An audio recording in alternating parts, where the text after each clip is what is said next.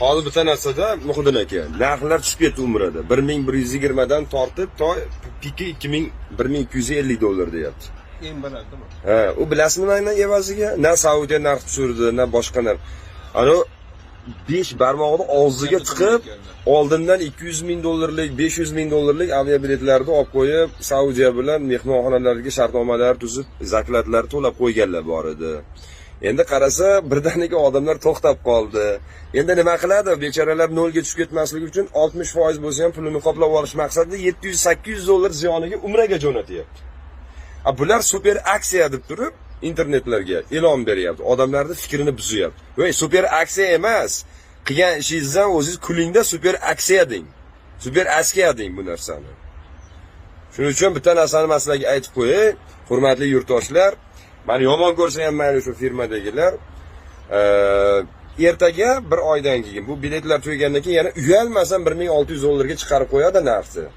Keyin odamlar Facebookda, Twitterda yozadi. Senlar haromisan, Xudoning uyiga, o'zingga shu nafsingga o't tushkurlar, pul olasan, boshqasan, kecha 1100 dollar edi, bugun 1600 qilib qo'yding, bir turiming bormi deb so'kadi.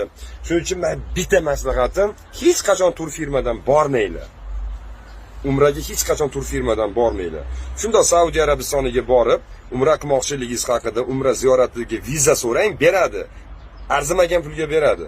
500 dollar, boring yana 600 dollarga tuda обратный biletni olasiz. To'g'ri Madina yo Jiddaga uchasiz, bepul avtobusga ketasiz.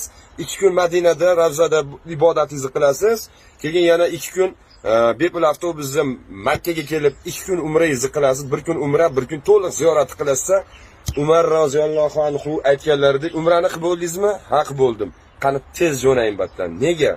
Batta turib, qoningiz ochqab qolsa ham, bir narsa yoqmay qolsa ham, ichingizda sal shu norozilik bo'lsa, 100 ming karot nima gunoh yozilishiga albatta sababchi bo'lasan. Shuning uchun umrani qildingmi, qoch batdan degan vasiyatlari bor, xitoblari bor. Shuning uchun 2 kun Madina, 2 kun Jidda, Makka, tamom, qaytish kerak orqaga. 4 kun, bir haftada uyda bo'lish kerak. Undan 15 kunlab yurib aytdi, nima keragi bor? Nimani qoyillatyapsiz, to'g'risi? 10 kunda 2 marta Makkaga kirsangiz kerak, Ka'baning ichiga. Bo'ldi, shu bilan mehmonxonadasiz, chiqadi eshik tagida 20 riyoldan bozorga olib borib kelamiz desa, ikkillab bozorga borasiz, boshqa qilasiz. Qizil dengizga olib paraxodga tushib, Yegiptni chegarasidan qaytib kelyapsiz. Boshqa hech narsa qilganingiz yo'q. Mana yerda kanday sunnay bilan kutib olishyapsiz sizlarni hoji aka, hojona qilib.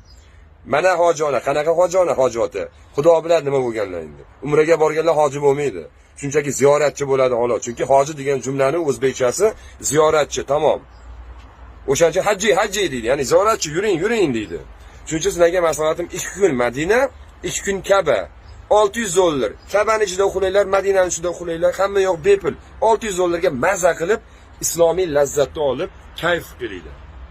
Firmalarga ishonmanglar. Bular narxni tushiraveradi, ko'taraveradi. Oxir-oqibat xalqdan qarg'ish eshitib yuraveramiz mana shuni haqida.